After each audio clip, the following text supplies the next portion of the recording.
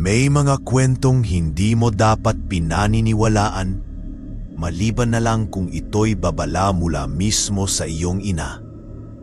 Magandang gabi po, Tito Juan.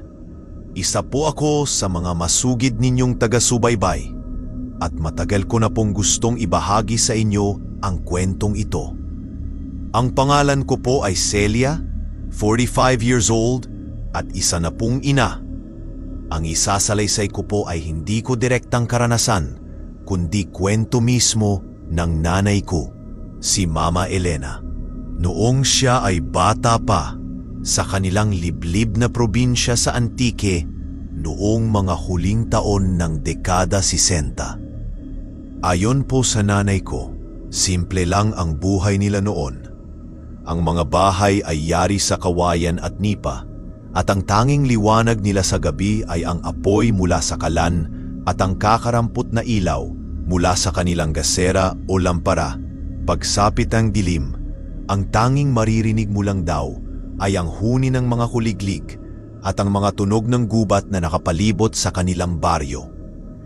Isang uri ng katahimikan na sa panahon ngayon ay mahirap nang hanapin. Pero noon daw, ang katahimikang iyon ay may kasamang takot. Nagsimula raw ang lahat nang ang aking lola, ang ina ng nanay ko, ay nagbuntis sa kanyang bunsong anak, ang tiyuhin ko ngayon.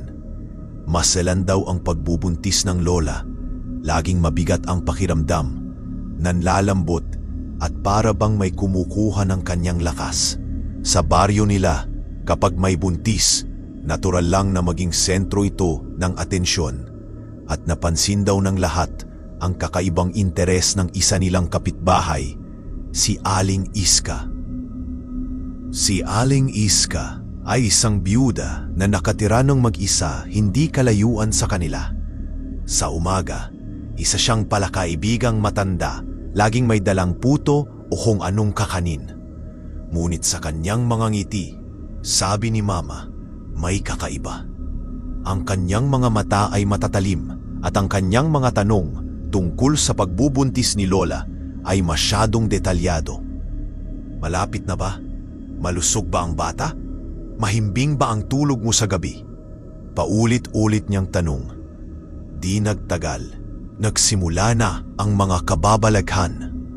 Tuwing gabi, may naririnig daw silang kaluskos sa kanilang bubungan na gawa sa nipa.